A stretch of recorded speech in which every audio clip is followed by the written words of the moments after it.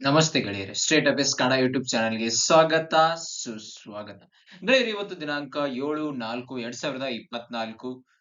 ಮುಂದೆ current affairs ಡೀಟೇಲ್‌ನ discussion ಮಾಡೋದಕ್ಕಿಂತ ಮುಂಚೆ ನೀವೇನಾದ್ರೂ ನಮ್ಮ ಯೂಟ್ಯೂಬ್ ಚಾನೆಲ್‌ಗೆ ಸಬ್ಸ್ಕ್ರೈಬ್ ಮಾಡಿಲ್ಲ ಅಂದ್ರೆ ಸಬ್ಸ್ಕ್ರೈಬ್, ಲೈಕ್, ಶೇರ್, ಕಮೆಂಟ್ ಮಾಡಿ. ಹಾಗೆ ಬೆಲ್ ಐಕಾನ್‌ನ ಕ್ಲಿಕ್ ಮಾಡಿ. ನೆಕ್ಸ್ಟ್ ಟೈಮ್ ವಿಡಿಯೋ ಅಪ್ಲೋಡ್ ಮಾಡಿದಾಗ ನಿಮ್ಗೆ ಗೊತ್ತಾಗುತ್ತೆ. ನೋಡೋಣ ಗೆಳೆಯರೆ, ಇವತ್ತಿನ ಶುಭ ನುಡಿ: ನಮ್ಮ ಸಂತೋಷವನ್ನ ನಿರ್ಧರಿಸುವುದು ನಮ್ಮ ವರ್ತನೆಯ ಹೊರತು ನಮ್ಮ ಪರಿಸ್ಥಿತಿಗಳಲ್ಲ. ನಾವ್ ಯಾವ ತರ ಸಂತೋಷವಾಗಿ ಇರಬೇಕು ಅಥವಾ ಯಾವ ಸಂತೋಷವಾಗಿ ಇರಬಾರದು ಎಂಬುದು ನಮ್ಮ ಬಿಹೇವಿಯರ್ ಮೇಲೆ ಡಿಪೆಂಡ್ ಆಗಿರುತ್ತೆ ಹೊರತು ನಮ್ಮ ಸಿಚುವೇಶನ್ ಗಳ ಮೇಲಲ್ಲ. ನಾವು ತುಂಬಾ ವಿಡಿಯೋ ಈಗ ಯೂಟ್ಯೂಬ್ ಅಲ್ಲಿ ಅಥವಾ ಅಲ್ಲಿ ಇಲ್ಲಿ ವೈರಲ್ ಆಗಿರ್ತದ ವಿಡಿಯೋಗಳನ್ನ ನೋಡಿದೀವಿ. ತುಂಬಾ ಕಷ್ಟದಲ್ಲಿದ್ರು ಊಟ ಮಾಡೋ ಗತಿ ಇರ್ಲಾರ್ದೆ ಕೂಡ ಅವರು ನಗ್ನಗ್ತಾ ಇರ್ತಾರ. ಆ ತರ ಪರಿಸ್ಥಿತಿ ಕೂಡಾಗ ನಗುವಿರುವುದು ನಮ್ಮ ವರ್ತನೆ ಮೇಲೆ, ನಮ್ಮ ಬಿಹೇವಿಯರ್ ಮೇಲೆ ಆಗುತ್ತೆ ಅಂತ. ನೆಕ್ಸ್ಟ್ ಗೆಳೆಯರೆ, ಪ್ರಶ್ನೆ 1: ವಿಶ್ವ ಆರೋಗ್ಯ ದಿನವನ್ನ ಪ್ರತಿ ವರ್ಷ ಯಾವ ದಿನಾಂಕದಂದು ಪ್ರಪಂಚಾದ್ಯಂತ ಆಚರಿಸಲಾಗುತ್ತದೆ? ಏಪ್ರಿಲ್ 4, ಏಪ್ರಿಲ್ 5, ಏಪ್ರಿಲ್ 6, ಏಪ್ರಿಲ್ 4 ಆಪ್ಷನ್ಗಳಲ್ಲಿ ಸರಿಯಾದ ಉತ್ತರಗಳಿವೆ. ಏಪ್ರಿಲ್ 7ರಂದು ವಿಶ್ವ ಆರೋಗ್ಯ ದಿನವನ್ನ ಆಚರಿಸಲಾಗುತ್ತದೆ. ವಿಶ್ವ ಆರೋಗ್ಯ ದಿನವನ್ನ ಪ್ರತಿ ವರ್ಷ ಏಪ್ರಿಲ್ 7ರಂದು ವಿಶ್ವ ಆರೋಗ್ಯ ದಿನವನ್ನ ಆಚರಿಸಲಾಗುತ್ತದೆ. ಏಪ್ರಿಲ್ 7, 1948ರಂದು ವಿಶ್ವ ಆರೋಗ್ಯ ಸಂಸ್ಥೆ ಅಂದರೆ ವರ್ಲ್ಡ್ ಹೆಲ್ತ್ ಆರ್ಗನೈಸೇಷನ್ ಸ್ಥಾಪನೆಯಿತು. ಇದರ ಸ್ಮರಣಾರ್ಥ ಅದೇ ದಿನವನ್ನ ವಿಶ್ವ ಆರೋಗ್ಯ ದಿನವನ್ನಾಗಿ ಆಚರಿಸಲಾಗುತ್ತದೆ. 1950ರಿಂದಲೂ ವಿಶ್ವ ಆರೋಗ್ಯ ದಿನವನ್ನ ಆಚರಿಸಿಕೊಂಡು ಬರಲಾಗುತ್ತದೆ. ಜಾಗತಿಕ ಮಟ್ಟದಲ್ಲಿ ಆರೋಗ್ಯ ಕುರಿತು ಜಾಗೃತಿ ಮೂಡಿಸುವ ಉದ್ದೇಶವನ್ನ ಈ ದಿನವನ್ನ ಹೊಂದಿದೆ. ಬನ್ನಿ ನೋಡೋಣ ಹಾಗಾದ್ರೆ ಗೆಳೆಯರೆ ವರ್ಲ್ಡ್ ಹೆಲ್ತ್ ಆರ್ಗನೈಸೇಷನ್ ಬಗ್ಗೆ. ವರ್ಲ್ಡ್ ಹೆಲ್ತ್ ಆರ್ಗನೈಸೇಷನ್ ಈ ವರ್ಷದ ವಿಶ್ವ ಆರೋಗ್ಯ ದಿನದ ಧ್ಯೇಯವಾಕ್ಯ ಏನೆಂದರೆ ಮೈ ಹೆಲ್ತ್ ಮೈ ರೈಟ್, ನನ್ನ ಆರೋಗ್ಯ ನನ್ನ ಹಕ್ಕು. ಸ್ಥಾಪನೆ ವರ್ಷ ಏಪ್ರಿಲ್ 7, 1948ರಲ್ಲಿ. ಮುಖ್ಯ ಕಚೇರಿ ಇರುವುದು ಸ್ವಿಟ್ಜರ್ಲ್ಯಾಂಡ್ ನ ಜೆನಿವಾದಲ್ಲಿ. ಒಟ್ಟು ಸದಸ್ಯ ರಾಷ್ಟ್ರಗಳು 194. WHO ನ ಸರ್ವೋಚ್ಚ ನಿರ್ಧಾರ ತೆಗೆದುಕೊಳ್ಳುವ ಸಂಸ್ಥೆಗಳಂದ್ರೆ ವರ್ಲ್ಡ್ ಹೆಲ್ತ್ ಆರ್ಗನೈಸೇಷನ್. ಪ್ರಸ್ತುತವಾಗಿ ಇದರ ಒಂದು ಡೈರೆಕ್ಟರ್ ಜನರಲ್ ಯಾರಾಗಿದ್ದಾರೆ? Doctor Tedros Adhanom Ghebreyesus. World health organisation important ವರದಿಗಳನ್ನು ಕೂಡ ರಿಲೀಸ್ ಮಾಡುತ್ತದೆ.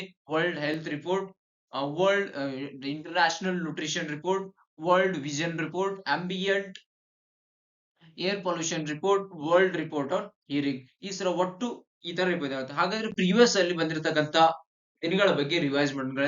ಏಪ್ರಿಲ್ 1 ಉತ್ಕಲ ದಿನ ಅಂದ್ರೆ ಒಡಿಶಾ ದಿನವನ್ನ ನಾವು ಆಚರಣೆ ಮಾಡ್ತೀವಿ. ಏಪ್ರಿಲ್ 2 ವಿಶ್ವ ಆಟಿಸಂ ಜಾಗೃತಿಕ ದಿನ. ಈ ವರ್ಷದ theme moving from surviving to thriving, autistic individuals regional perspective. April 4 ವಿಶ್ವ ಗಣಿ ಜಾಗೃತಿ ದಿನ. ಥೀಮ್ ಈ ವರ್ಷ ಧ್ಯೇಯವಾಕ್ಯ ಅಂದ್ರೆ protecting lives building peace. April 5 ಅಂತಾರಾಷ್ಟ್ರೀಯ ಆತ್ಮಸಾಕ್ಷಿ ದಿನ ಅಂದ್ರೆ world day of consciousness. Promoting a culture of peace with love and conscience. April 5ರಿಂದ ಮತ್ತೆ ಅದೇ ದಿನವನ್ನ ರಾಷ್ಟ್ರೀಯ ಸಮುದ್ರ ದಿನ ಅಥವಾ ರಾಷ್ಟ್ರೀಯ ಕಡಲ ದಿನವೆಂದು. Navigating the future safety first. ವಿಶ್ವ ಆರೋಗ್ಯ ದಿನ 7ನೇ ತಾರೀಕು ನಾವು ಇವತ್ತು. ಇವತ್ತಿನ ಧ್ಯೇಯವಾಕ್ಯ ಮೈ ಹೆಲ್ತ್ ಮೈ ರೈಟ್. ಇವತ್ತಿನ ಇಂಪಾರ್ಟೆಂಟ್ ಗೆಳೆಯರೆ ಅದ್ರ ಬಗ್ಗೆ ಪ್ರೀವಿಯಸ್ ಏಪ್ರಿಲ್ ಅಲ್ಲಿ ಆಗಿರ್ತಕ್ಕಂಥ ಇಂಪಾರ್ಟೆಂಟ್ ತಿಂಗಳ ಬಗ್ಗೆ ಕೂಡ ರಿವೈಸ್ ಮಾಡಿದೀವಿ. ಇವತ್ತಿನ ಥೀಮ್ ವಾಕ್ಯನು ಕೂಡ ರಿವೈಸ್ ಮಾಡಿದೀವಿ. ಹಾಗಾದ್ರೆ ನೋಡೋಣ next question. Business environment ranking 2024 released by economic intelligent units, world economic forum, world bank, international monetary fund. ನಾಲ್ಕು ಆಪ್ಷನ್ ಗಳಲ್ಲಿ ಸರಿಯಾದ ಉತ್ತರಗಳೇರಿ economic intelligent unit. Economic intelligence unit ಈ ಒಂದು ಬಿಸಿನೆಸ್ ಎನ್ವೈರನ್ಮೆಂಟ್ ರ್ಯಾಂಕಿಂಗ್ ಅನ್ನ ರಿಲೀಸ್ ಮಾಡುತ್ತೆ. ಇದರ ಮುಖ್ಯ ಉದ್ದೇಶವು ಯಾವ ರಾಷ್ಟ್ರದಲ್ಲಿ ಬಿಸಿನೆಸ್ ಅಂದ್ರೆ ಉದ್ಯೋಗ ಮಾಡಲು ಸರಿಯಾಗಿದೆ, ಅನುಕೂಲವಾದ ವಾತಾವರಣವಿದೆ ಎನ್ನುವುದನ್ನು ಹೇಳುತ್ತದೆ. ರ್ಯಾಂಕ್ ನಂಬರ್ 1 ನಲ್ಲಿ ಸಿಂಗಾಪುರ್, 2ನೇ ನಂಬರ್ ವಿಯೆಟ್ನಾಂ, USA 3ನೇ ನಂಬರ್ ಇದ್ರೆ ಭಾರತದ ರ್ಯಾಂಕ್ 51 ಇದೆ. ಒಟ್ಟು 91 ರಾಷ್ಟ್ರಗಳಲ್ಲಿ 72 ಕಂಟ್ರಿಗಳು ಅಟ್ರಾಕ್ಟಿವ್ ಮತ್ತು Singapore top the latest ranking, Vietnam making the most significant improve, Chinese score decreased by target ಆಗಿದೆ. ಬಿಸಿನೆಸ್ ಎನ್ವೈರನ್ಮೆಂಟ್ ರ್ಯಾಂಕಿಂಗ್ ಅನ್ನ ಎಕನಾಮಿಕ್ ಇಂಟೆಲಿಜೆಂಟ್ ಅವರು ರಿಲೀಸ್ ಮಾಡ್ತಾರೆ. ಇದು ಇಂಪಾರ್ಟೆಂಟ್ ಪ್ರಶ್ನೆ ಕೇಳಬಹುದು ಎಕ್ಸಾಮ್ ಅಲ್ಲಿ. ಈ ತರ ಬಂದಿದ್ದಾವೆ ಪ್ರಶ್ನೆಗಳನ್ನ ಕೇಳಬಹುದು. PC, PS ಯಾವುದೇ ತರ ಆಗಲಿ ಈ ತರ ಪ್ರಶ್ನೆಗಳು ಬಂದಿದ್ದಾವೆ, ಪ್ರಶ್ನೆಗಳು ಕೇಳಬಹುದು. ನೆನಪಿಡಿರಿ ಅಥವಾ ಬರೆದಿಡಿ ಎಲ್ಲಾದ್ರೂ ಸೈಡ್ಗೆ. ಹಾಗಾದ್ರೆ ನೆಕ್ಸ್ಟ್ ಕ್ವಶನ್ ಹೋಗೋಣ ಗೆಳೆಯರೆ. ಇಂಪಾರ್ಟೆಂಟ್ ಇಂಡೆಕ್ಸ್ ಬಗ್ಗೆ. ಕ್ಲೈಮೇಟ್ ಚೇಂಜ್ ಪರ್ಫಾರ್ಮೆನ್ಸ್ ಇಂಡೆಕ್ಸ್ 2023 ಯಾರು ರಿಲೀಸ್ ಮಾಡ್ತಾರೆ? German watch. ಭಾರತದ rank 7th. International IP index 224 US chamber of commerce ಅಂದ್ರೆ international intellectual property index 2024 release ಮಾಡೋರು ಯುಎಸ್ ಚೇಂಬರ್ ಆಫ್ ಕಾಮರ್ಸ್. ಭಾರತದ rank 42. Global software power index 2024 release ಮಾಡುವವರು brand finance 23ನೇ rank 2023ರಲ್ಲಿ 28 ಇತ್ತು. Human development index united nation development programme ಅಂದ್ರೆ UNDP ಭಾರತ rank 134 out of 193 countries. Henley passport index 2024 international air transport authority 83. So future possibility index so Newsweek Vantage and Horizon group ಭಾರತದ rank 35. So world happiness index release by united nations sustainable development solution network so ಭಾರತದ rank 126. So global terrorism index ಅಂದ್ರೆ impacted for terrorism institution of economic and peace ಭಾರತವು terrorism ಪರಿಣಾಮಕ್ಕೆ ಒಳಗಾಗಿರೋದು 13ನೇ ರ್ಯಾಂಕದಲ್ಲಿದೆ. Global liveability index economic intelligent unit. So democracy index again economic intelligent unit. So ಭಾರತದ rank democratic index 2023 ಅಲ್ಲಿ Bharat rank 53 ಆಗಿದೆ. New Delhi, Chennai, Mumbai, Vietnam. So Vietnam first rank city, New Delhi and Mumbai is 144th rank and Chennai is 144th rank. ಇದು important index ಬಗ್ಗೆ revision ಮಾಡಿದೀವಿ. So next ಇದನ್ನು ಕೂಡ add ಮಾಡ್ತೀವಿ, ಇದಷ್ಟೇ ಅಲ್ಲ. ಸೊ ನೆಕ್ಸ್ಟ್ ಒಂದೇ ತರ ಅಂದ್ರೆ ನಿಮ್ಗೆ ಬರ್ಡನ್ ಆಗಬಾರ್ದು ಅಂತ ರಿವಿಷನ್ ಮಾಡಿದ್ವಿ.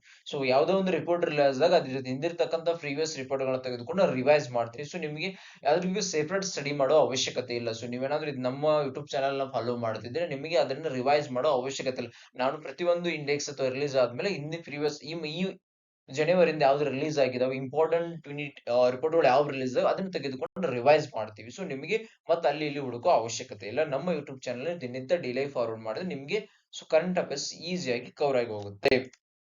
So in which state DRDO initiates the project to establish test centre for weapon system ಅಂದ್ರೆ ಗೆಳೆಯರೆ, ಈಗ ನೋಡಬಹುದು ಒಡಿಶಾದಲ್ಲಿ ಚಂದೀಪುರ ಇದೆ. ಸೊ ಚಂದೀಪುರದಲ್ಲಿ ಆಲ್ಮೋಸ್ಟ್ ಮಿಸೈಲ್ಗಳನ್ನ ಟೆಸ್ಟ್ ಮಾಡ್ತೀವಿ, ಅಂದ್ರೆ ಬಾಲಿಸ್ಟಿಕ್ ಮಿಸೈಲ್ಗಳಾಗಲಿ ಅಥವಾ ಹೆಲಿಕಾಪ್ಟರ್ ಗಳಲ್ಲಿ ಈ ತರ ಟೆಸ್ಟ್ ಮಾಡಿದ್ವಿ. ಸೊ ಅದಕ್ಕೆ ಒಂದೇ ಆಗಿರೋದ್ರಿಂದ ಇನ್ನೊಂದು ಬೇಕು ಅಂತ ಹೇಳಿ ಸೊ DRDO ಇನಿಷಿಯೇಟಿವ್ ಇನ್ನೊಂದು ಪ್ರಾಜೆಕ್ಟ್ ಅನ್ನು ಕಟ್ಟಡವನ್ನ ಕೇಂದ್ರ ಪ್ರಾರಂಭಿಸಿದೆ. ಎಲ್ಲಿ ಅಂದ್ರೆ ಕರ್ನಾಟಕ, ಮಹಾರಾಷ್ಟ್ರ, ಬಿಹಾರ್, ಪಶ್ಚಿಮ ಬಂಗಾಲ್. 4 ಆಪ್ಷನ್ ಗಳಲ್ಲಿ ಸರಿಯಾದ ಉತ್ತರ ವೆಸ್ಟ್ ಬೆಂಗಾಲ್. ಪಶ್ಚಿಮ ಬಂಗಾಲ್ ಅಲ್ಲಿ ಮಾಡ್ತಾ ಇದೀವಿ. ಪಶ್ಚಿಮ ಬಂಗಾಲ್ ಕರೆದಿತ್ತು ನೋಡಿ ongoing project. So DRDO starts work to set up centre in Bengal. So officially ಇದು ನಡೀತಾ ಇದೆ. ಸೊ ಈಗ ಮೊದಲನೇದು ಒಡಿಶಾದಲ್ಲಿ ಚಂದೀಪುರ್, ಎರಡನೇದು Jaunpur in west Bengal. So ಸರಿ ನೋಡಿ ಅಬೌಟ್ DRDO ಬಗ್ಗೆ. DRDO ನ ಸ್ಥಾಪನೆ 1958ರಲ್ಲಿ. ಇದರ ಮುಖ್ಯ ಕಚೇರಿ ನ್ಯೂ ದೆಹಲಿಯಿದೆ. DRDO motto strengthens the origin is in science. ಇದರ ಪ್ರಸ್ತುತ ಚೇರ್ಮನ್ ಆಗಿ doctor Sameer V Kamat. So ಇದು ಇಂಪಾರ್ಟೆಂಟ್ ಮಿಸೈಲ್ ಗಳನ್ನ ಟೆಸ್ಟ್ ಮಾಡಿದೆ. ಅಗ್ನಿ ಮತ್ತು Prithvi series of missiles, the Tejas lighter combat aircraft, Pinaka multi barrel rocket launcher, Akash air defence system. So important ಗಳನ್ನ ಮಾಡಿ. So ಈಗ ನೀವು ಅಗ್ನಿ ಪ್ರೈಮ್ ಸೀರೀಸ್ ಗಳನ್ನ ಕೂಡ ಅದು ಲಾಂಚ್ ಮಾಡ್ತಾ ಇದೆ. ಸೊ ಅಗ್ನಿ ಪಿ ಸೀರೀಸ್ ಅಪ್ ಟು ಅಗ್ನಿ 5 ಮೊನ್ನೆ ನೋಡಿದ್ವಿ. 1200 ಕಿಲೋಮೀಟರ್ ತಕ್ಕಂತ ಅಗ್ನಿ ಪ್ರೈಮ್ ಬಾಲಿಸ್ಟಿಕ್ ಮಿಸೈಲ್ ಕೂಡ DRDO ಟೆಸ್ಟ್ ಮಾಡಿದೆ ಅಂತ. ಸೊ ನೆಕ್ಸ್ಟ್ ಶಾಂಘೈ ಸಹಕಾರ ಕೋಆಪರೇಷನ್ ಅಂದ್ರೆ ಶಾಂಘೈ ಕೋಆಪರೇಷನ್ ಆರ್ಗನೈಸೇಷನ್ ಭದ್ರತಾ ಮಂಡಳಿ ಕಾರ್ಯದರ್ಶಿಗಳ 19ನೇ ಸಭೆ ಎಲ್ಲಿ ನಡೆಯಿತು? Delhi, Beijing, Asthana, Moscow. ಸರಿಯಾದ ಉತ್ತರ 4 ಆಪ್ಷನ್ ಗಳಲ್ಲಿ ಸರಿಯಾದ ಉತ್ತರಗಳೇ ಅಸ್ತಾನಾ. So ನೋಡಿ Astana will host the meeting of the Security Council secretaries of SCO member states. ಒಟ್ಟು ನೋಡೋಣ ಗೆಳೆಯರೆ. ಸೊ ಶಾಂಘೈ ಕಾರ್ಪೊರೇಷನ್ ಆರ್ಗನೈಸೇಷನ್ ಬಗ್ಗೆ ಮಾತನಾಡಬೇಕಂದ್ರೆ ಇದು ಪರ್ಮನೆಂಟ್ ಇಂಟರ್ನ್ಯಾಷನಲ್ ಇಂಟರ್ ಗವರ್ನಮೆಂಟಲ್ ಸಂಸ್ಥೆಯಾಗಿದೆ. ಇದರ ಸ್ಥಾಪನೆಯು ಚೀನಾ ಮತ್ತು ರಷ್ಯಾ ಸೇರಿ 2001 ಸ್ಥಾಪನೆ. Headquarter is Beijing in China. So ಮುಖ್ಯ ಕಚೇರಿಯು ಬೀಜಿಂಗ್ ಚೈನಾದಲ್ಲಿ ಇರತಕ್ಕಂತ ಬೀಜಿಂಗ್ ಶಹರದಲ್ಲಿದೆ, ನಗರದಲ್ಲಿದೆ. ಅಫಿಷಿಯಲ್ ಲ್ಯಾಂಗ್ವೇಜಸ್ ಚೈನೀಸ್ ಮತ್ತು Russian. Supreme decision making the head of the state council. Permanent body SCO secretariat that is Beijing ಅಲ್ಲಿ ಲೊಕೇಟೆಡ್ ಇದೆ. Executive committee of the regional anti terrorist structure Tashkent ಅಲ್ಲಿ ಇದೆ. So ಹಾಗಾದ್ರೆ member ಬಗ್ಗೆ ನೋಡ್ಬೇಕಾದ್ರೆ 1990ರಲ್ಲಿ Shanghai 5 ಅಂತ ಸ್ಥಾಪನೆ ಆಗಿತ್ತು. ಶಾಂಘೈ 5 ಅಂದ್ರೆ Kazakhstan, China, Kyrgyzstan, so Russia, Tajikistan. KCKRT ಅಂತಾನು ಕರಿತೀವಿ, RKTCC ಅಂತಾನು ಕರಿತೀವಿ. Kazakhstan, Kyrgyzstan, China, Russia, Tajikistan. 2001ರಲ್ಲಿ ಆಫ್ಟರ್ ಆಡಿಂಗ್ ಉಜ್ಬೇಕಿಸ್ತಾನ್ 2001ರಲ್ಲಿ ಉಜ್ಬೇಕಿಸ್ತಾನ ಸೇರಿಸಿಕೊಳ್ಳಲಾಯಿತು. So Shanghai 5 renamed as Shanghai corporation organisation. 2011ರಲ್ಲಿ ಆಟ ಉಪ Russia SCO decided to admit the India and Pakistan as a full members. So 2016ರಲ್ಲಿ India and Pakistan signed the Memorandum of Obligation in Tashkent thereby starting the formal process of joining the SCO. So 2017ರಲ್ಲಿ ಭಾರತ ಮತ್ತು Pakistan officially joined as a SCO as a full members. ನೆನಪಿನಲ್ಲಿಡಿರಿ, Shanghai corporation organisation ಭಾರತವು founding member ಅಲ್ಲ. Founding member ಬಂದ್ಬಿಟ್ಟು Kazakhstan, China, Kyrgyzstan, Russia and Tajikistan. So 2021 it was announced that Iran would become the full member of SCO. So members China, India, Kazakhstan, Kyrgyzstan, Russia, Pakistan, Tajikistan, Iran and Uzbekistan. Observers are Afghanistan, Belarus and Mongolia. Dialogue partners are Armenia, Azerbaijan, Cambodia, Sri Lanka, Turkey, Egypt, Nepal, Qatar and Saudi Arabia. ಇದು SCO ಬಗ್ಗೆ ಸಂಪೂರ್ಣವಾಗಿ ವಿವರ. ಭಾರತವು ತನ್ನ ಮೊದಲ ವಾಣಿಜ್ಯ ಕಚ್ಚಾ ತೈಲದ ಕಾರ್ಯತಂತ್ರ ಸಂಗ್ರಹವನ್ನು ಎಲ್ಲಿ ನಿರ್ಮಿಸುವ ಗುರಿ ಹೊಂದಿದೆ? Where India aims to construct its first commercial crude oil strategic storage. Mangaluru, Padur, Shivanasamudra, Visakhapatnam.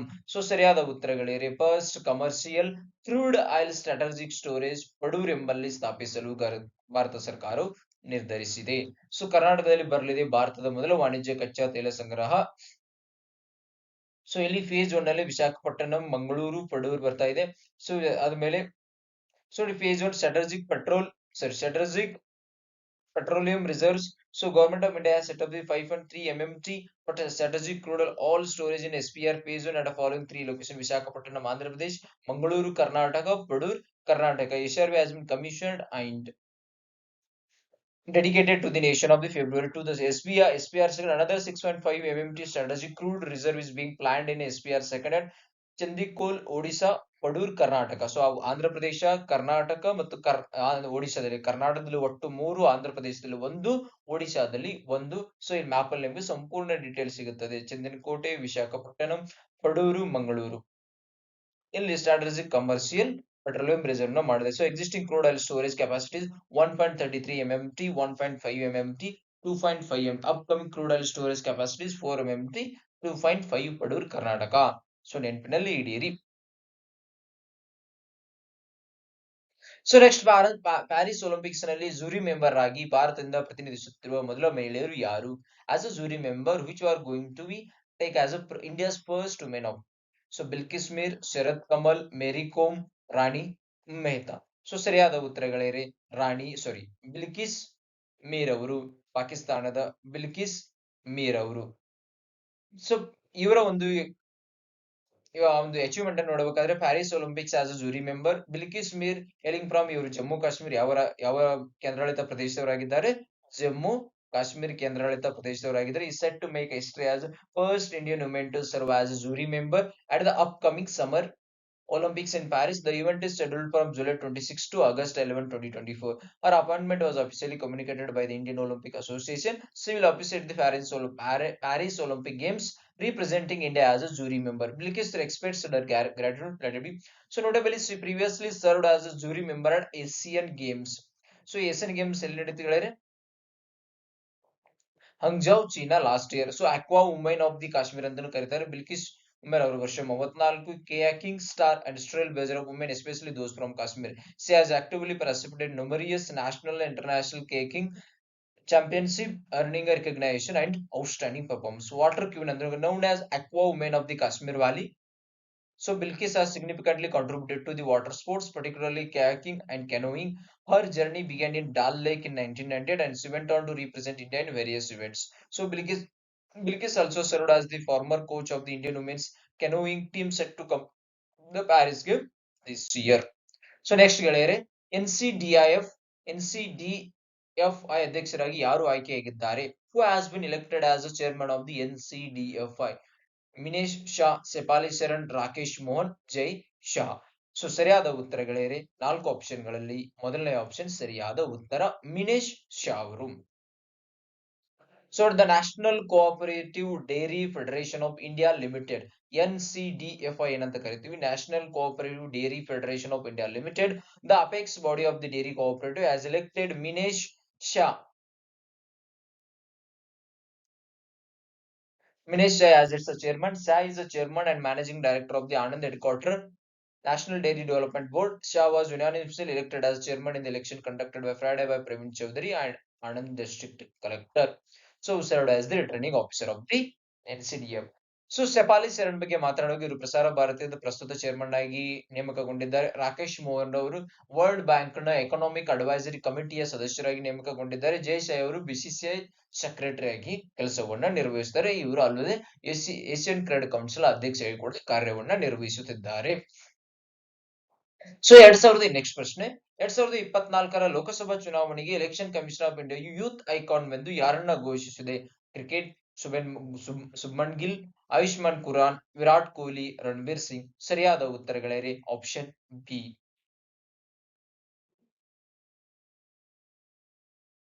Option B ಸರಿಯಾದ ಉತ್ತರ. So actor Ayushmann Khurrana has been roped in the election commission India to urge the youngster to vote in the upcoming Lok Sabha elections. The 39-year-old actor features in Election Commission of India campaign video that encourages the youth to exercise their franchise in the upcoming elections.